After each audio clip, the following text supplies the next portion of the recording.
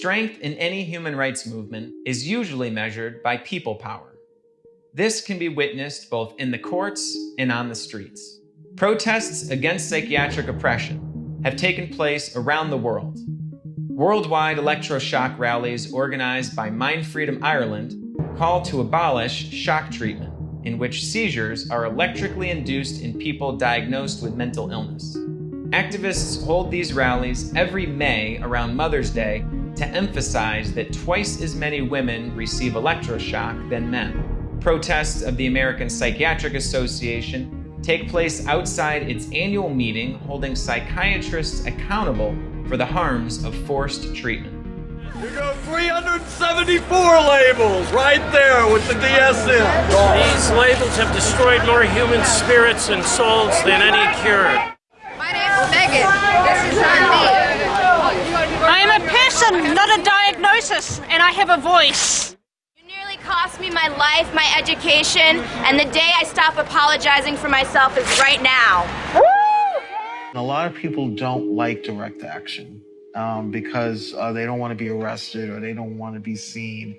It's not everybody's cup of tea. But now, in this 2018, it really is needed for people to speak their truth and to go out and say, look, we're against this that the government is doing, or you're making laws that are not helpful or are going to harm us. The MindFreedom Shield, a program created by David Oakes, is another example of people power in action. Once activated, a Shield alert reaches all members of the Shield to begin organizing and protesting on behalf of the person being subjected to involuntary treatment.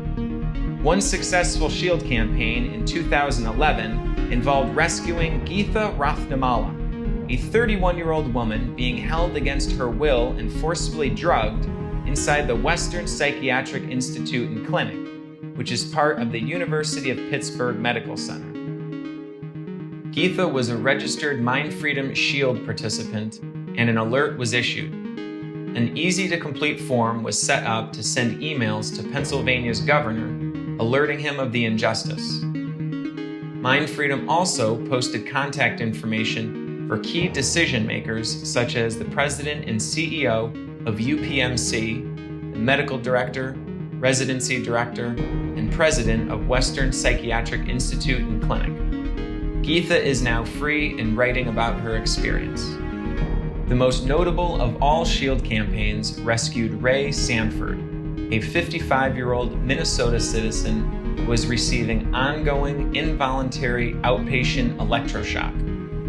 MindFreedom issued 21 Shield alerts, activating thousands of people who peacefully but passionately contacted elected officials, held protests, and won extensive media coverage. Hospital authorities ultimately canceled Ray's shock treatment and sent him home. The Shield is a powerful example of successful direct action. Resources are limited, and there's always a need for more volunteers to strengthen the Shield. The Ray Sanford campaign was the most successful Shield campaign. What happened was Ray was getting forced court-ordered shock every Wednesday morning. He went to the local library, and the reference librarian gave him the phone number for MindFreedom. We actually flew into Minneapolis, a few of us, and helped out. I thought we would win in a few days. Well, it took a few months. We stopped the forced shock, and Ray loved to say, "No shock today." Individuals have also filed lawsuits to fight against injustices committed by the mental health system.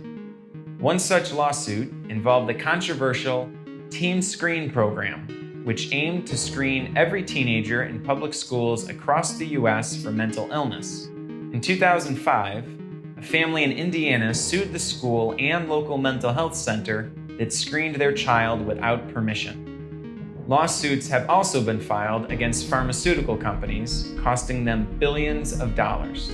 For example, Eli Lilly was sued for off-label marketing of Zyprexa to the elderly, resulting in one of the largest criminal fines in U.S. history, totaling $515 million, in addition to an $800 million civil settlement. I had been contacted by an expert witness in that case, and he said, I have these secret documents that show that Eli Lilly hid all this stuff and was illegally marketing the drug. And if you subpoena me, then I have to give Lilly notice and a reasonable opportunity to object. If they don't object in a reasonable time, I'll give them to you. And by the way, there's a reporter at the New York Times who's interested in this. So there's a big trial in New York. Lilly threatened me with contempt charges, criminal as well as civil contempt charges, but they never actually filed them. In terms of impact, the 1975 U.S. Supreme Court case O'Connor versus Donaldson is a landmark decision in mental health law. It stated that a psychiatric diagnosis alone is insufficient to lock someone up against their will.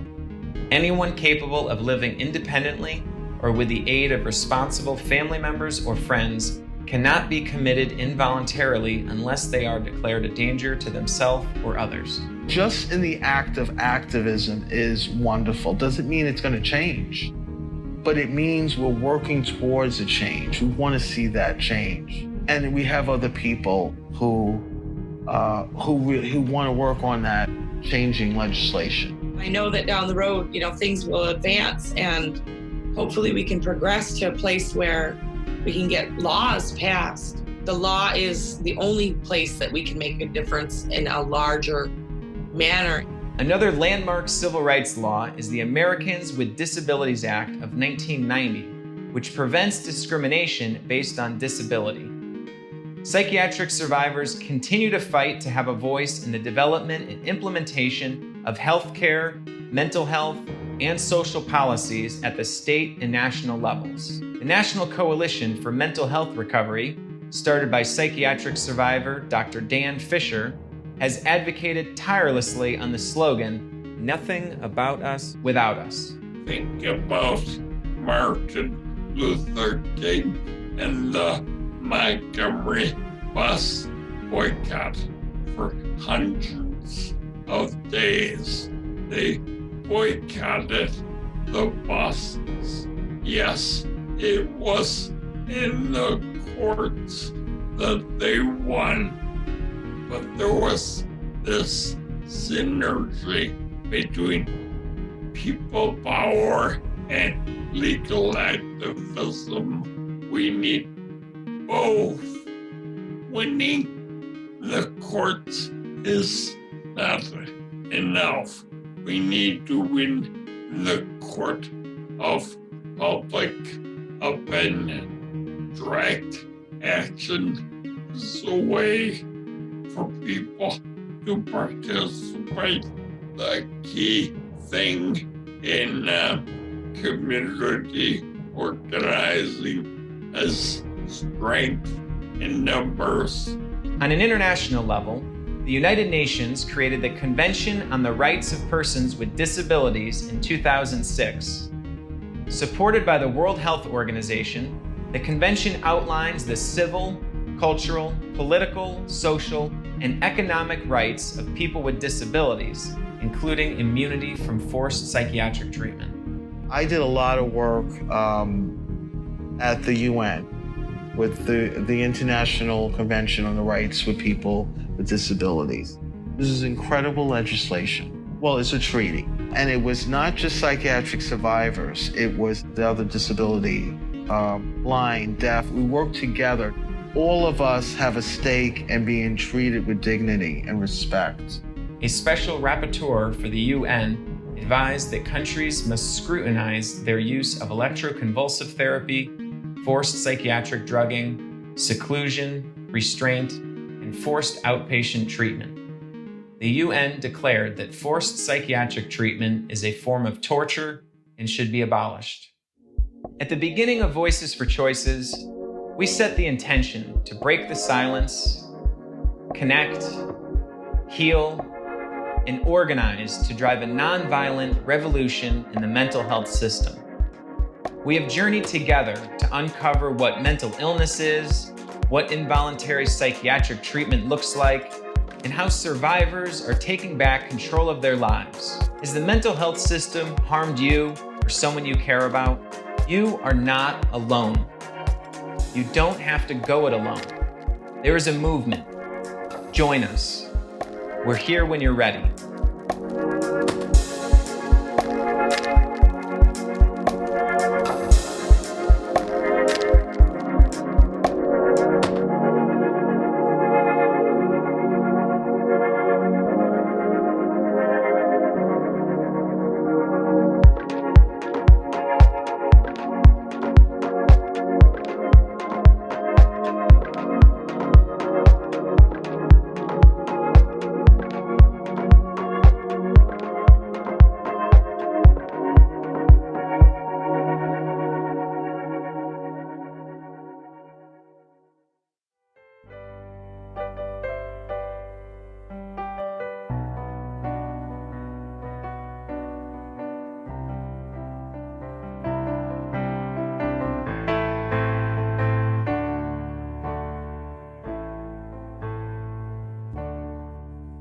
There's alchemy on the wards, a revolution in my soul, a wolf in my doorway, and sand between my toes, and sand between my toes.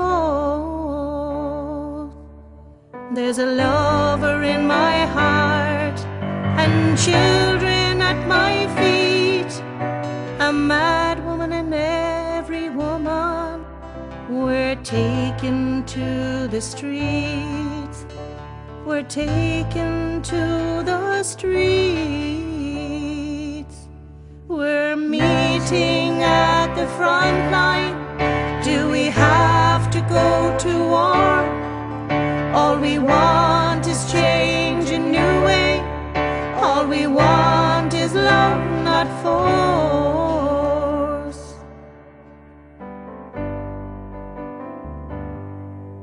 We're singing in the corridors, we're hearing nature's call, a goddess in high office, tearing down the walls, tearing down the walls.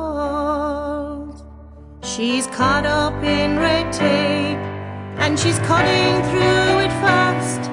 We're dancing in the changes, and climbing up the mast, and climbing up the mast.